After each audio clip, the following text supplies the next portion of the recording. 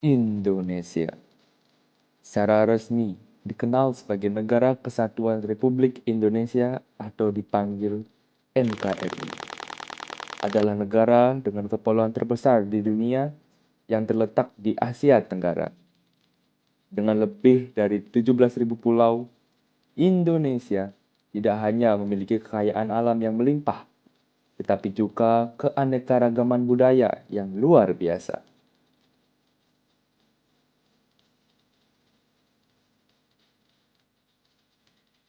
Indonesia adalah negara dengan semboyan Bhinneka Tunggal Ika, yang berarti berbeda-beda tetapi tetap satu.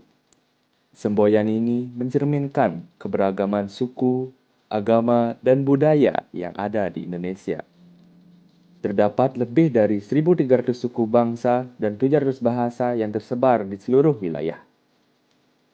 Budaya lokal yang kaya tercermin dalam seni tradisional seperti wayang kulit, tari kecak, dan batik, yang telah diakui sebagai warisan budaya dunia oleh UNESCO.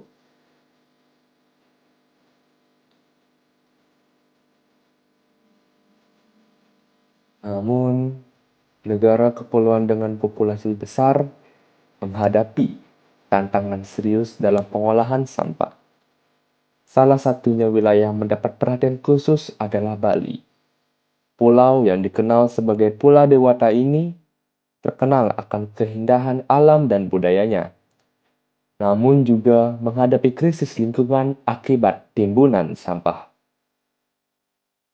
Bali menghasilkan sekitar 4.281 ton sampah setiap hari, dan sebagian besarnya berasal dari sektor rumah tangga dan pariwisata.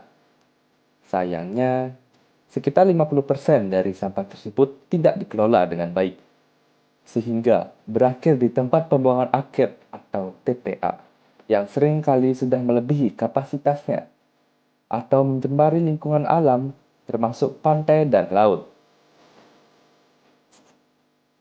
Jenis sampah yang mendominasi di Bali adalah plastik sekali pakai, organik, dan anorganik lainnya. Pantai-pantai seperti Kuta, Sanur, dan Seminyak seringkali menjadi tempat penumpukan sampah, terutama selama musim hujan ketika sampah dari sungai terbawa ke laut. Dan dampak dari masalah sampah yang ada di Bali ada tiga. Yang pertama, kerusakan lingkungan. Sampah plastik yang mencemari laut mengancam ekosistem laut dan kehidupan biota seperti penyu dan ikan. Selain itu, sampah yang menumpuk di daratan merusak keindahan alam yang ada di Bali. Yang kedua adalah kesehatan masyarakat. Sampah yang tidak dikelola dengan baik dapat menjadi tempat berkembang biaknya penyakit, seperti demam berdarah akibat nyamuk yang bersarang di sampah yang basah. Yang ketiga dan yang terakhir yang tidak kalah pentingnya adalah citra pariwisata Bali. Sebagai destinasi wisata internasional, berisiko kehilangan daya tariknya jika masalah sampah tidak segera diatasi. Wisatawan cenderung menghindari destinasi yang kotor dan tidak terawat. Oleh sebab itu, kami sebagai agen perubahan akan membawakan inovasi yang tentunya akan menyelamatkan Bali dan juga Indonesia di masa depan.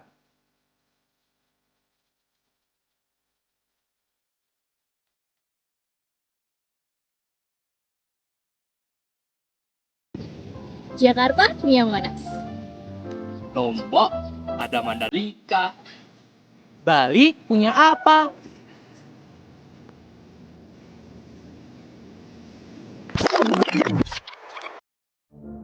Akhirnya selesai juga ujiannya. Kalian ngerasa nggak sih kalau hari ini tuh panas banget? Loh, kayaknya di sana ada kedai kelapa deh. Yuk temenin aku beli es kelapa. Ayo sebentar jalan.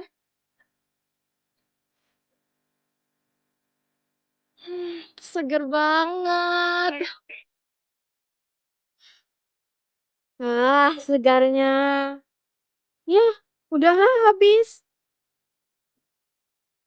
Ya udah yuk, yuk kita lanjut main air lagi.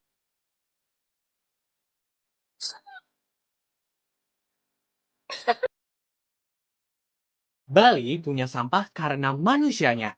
Kondisi ini menyebabkan Bali sebagai provinsi penyumbang sampah terbesar ke-8 di Indonesia pada tahun 2022 mencapai 2,81 ribu ton setiap harinya. Hal ini berekivalen menyebabkan Indonesia menjadi negara dengan penyumbang sampah plastik terbesar kedua di dunia setelah China sebesar 3,22 ton setiap tahunnya.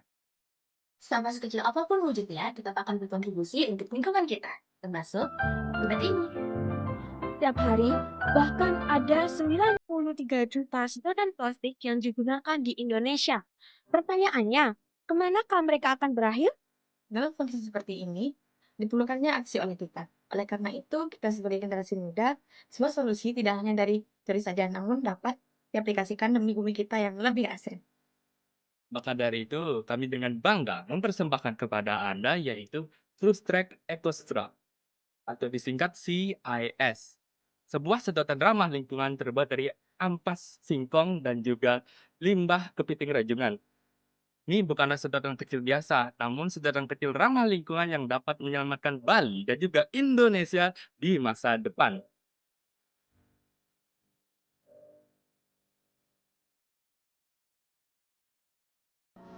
Air atau aquades, cuka atau asetit asid, gliserin, wadah atau mangkok, gelas ukur, NaOH atau natrium hidroksida, kitin yang didapat dari penghancuran cangkang kepiting yang sudah tercampur dengan NaOH atau natrium hidroksida dan sudah dikeringkan, singkong, HCl atau asam klorida. Langkah pembuatannya, selanjutnya ambil wadah ataupun mangkok dan masukkan 1 gram NaOH atau natrium hidroksida yang akan kita encerkan dalam 100 ml air sehingga menjadi konsentrasi 1%. Tambahkan juga cuka sebanyak 1,5 ml dan juga gliserin sebanyak 2,5 ml. Selanjutnya, ambil wadah atau mangkok kembali dan masukkan ampas singkong yang telah disaring menjadi pati, kitosan, dan juga air. Selanjutnya, campur dengan perbandingan 1:1:10 dengan banyaknya pati dan juga kitosan yaitu 50 gram dan banyaknya air sebanyak 500 ml. Setelah itu, campurkan juga bahan lain seperti NaOH 1%, cuka 1,5 ml, dan gliserin 2,5 ml yang sudah kita gabung menjadi satu tadi ke dalam adonan. Tidak lupa, tambahkan juga sedikit pewarna agar tampilan sedotan menjadi lebih menarik. Panaskan dan masak adonan di atas api kecil dan aduk secara perlahan sampai adonan menggumpal. Pati singkong mempunyai kadar amilopeptin yang tinggi. Jadi saat dimasak, hasilnya punya tekstur yang kenyal dan juga lengket. Nah, hasil gumpalan yang udah jadi tadi kita letakkan ke dalam plastik dan lanjut diratakan menggunakan alat penggiling sampai tingkat ketebalan yang pas. Lembaran-lembaran adonan tadi kita cetak dengan alat cetak. Setelah itu, keringkan di bawah sinar matahari selama kurang lebih seharian.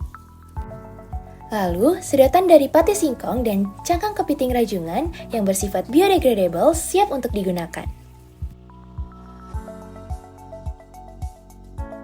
Metode penelitian. Dewan juri dan juga teman-teman masuk pada bagian yang ketiga yaitu metode penelitian.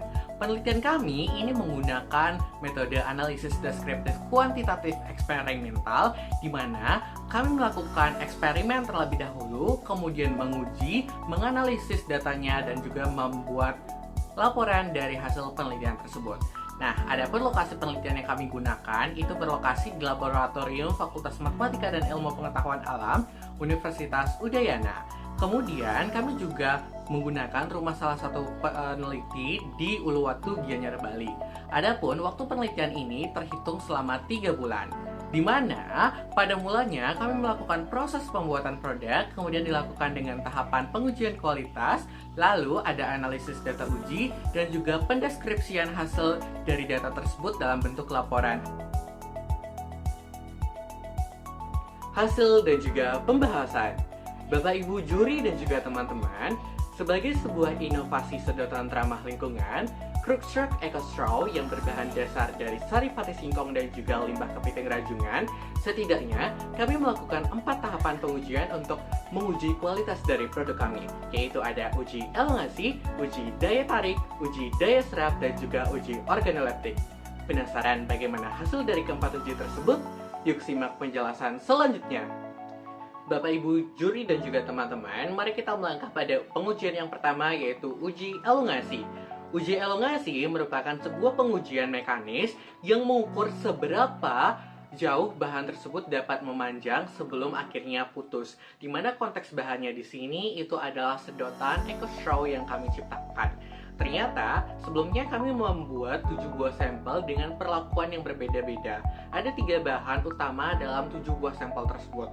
Yang pertama pastinya itu ada sari pati singkong sebesar 10 gram, kemudian ada sorbitol 5 ml, dan yang ketiga itu ada limbah kepiting rajungan. Nah, limbah kepiting rajungan ini variasinya itu berbeda-beda. Ada dari 0,2 gram yang paling rendah dan yang paling tinggi itu ada di 1,4 gram. Hasilnya uji elongasi sebagai berikut. Nah, Bapak Ibu juri dan juga teman-teman, ternyata berdasarkan standar GIS 1975, uji elongasi yang bagus itu harus ada di atas angka 50%. Dari 7 perlakuan atau 7 sampel yang kami lakukan pengujian, ternyata 4 dari 7 sampel tersebut sudah berada di atas angka 50%, di mana yang paling tinggi itu ada ketika limbah kepiting rajungan kami gunakan 0,6 gram sebesar 76,32%, kemudian disusul pada sampel dengan jumlah 0,2 gram kepiting rajungan sebesar 72,90%. Yang kedua ada uji daya tarik. Bapak Ibu juri dan juga teman-teman, uji daya tarik ini merupakan pengujian untuk mengukur kekuatan tarikan sedotan untuk mengetahui titik di mana sedotan itu akan putus pada akhirnya menggunakan mesin uji tarik. Nah, hasil dari pengujian uji tarik untuk sedotan Eco Straw ini dapat Bapak Ibu lihat dalam hasil berikut. Hasilnya berdasarkan teori GIS 1975 didapatkan bahwasanya apabila hasilnya itu di atas 3,922 MPa, itu sedotannya berarti sudah bagus.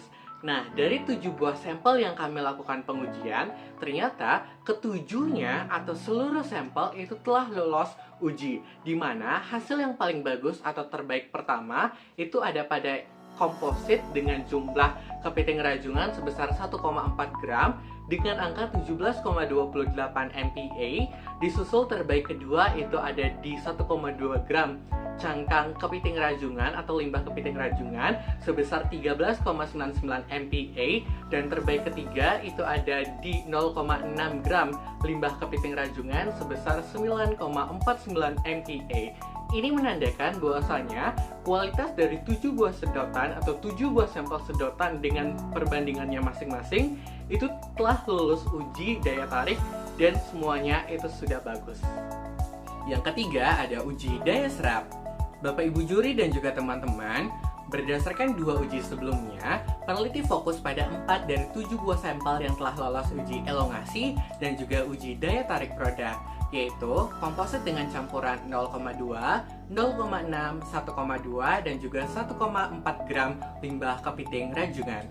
Nah, berdasarkan penelitian uji daya serap yang telah kami lakukan, diketahui hasil sebagai berikut, di mana campuran 0,6 gram kepiting rajungan pada komposit ini itu mampu menjadi komposit yang paling baik untuk menyerap air sebesar 52,46%.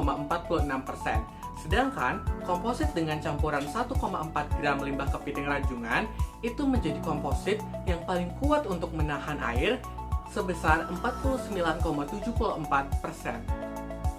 Yang keempat ada uji organoleptik. Pada uji organoleptik, kami menggunakan 3 buah sampel, yaitu komposit A sebesar 10 gram singkong dan juga 1,4 gram limbah kepiting rajungan. Komposit B itu 1,2 gram rajungan dan 10 gram singkong. Kemudian komposit C yaitu 0,2 gram kepiting rajungan dan 10 gram singkong. Apa dan juga bagaimana hasilnya? Hasilnya sebagai berikut. Di mana diketahui komposit yang paling baik sebagai sedotan EcoStraw ini adalah komposit C yaitu 0,6 gram kepiting rajungan dan juga 10 gram singkong. Dimana hasilnya dari segi rasa memang ketiga komposit ini itu tidak berasa. Namun dari segi tekstur komposit C setidaknya lebih baik yaitu dia itu mudah larut dan juga cukup elastis. Sedangkan dari segi aroma komposit C itu juga berasa sedikit asam, tapi dari segi kelarutan itu dia yang paling baik di angka 39,9%.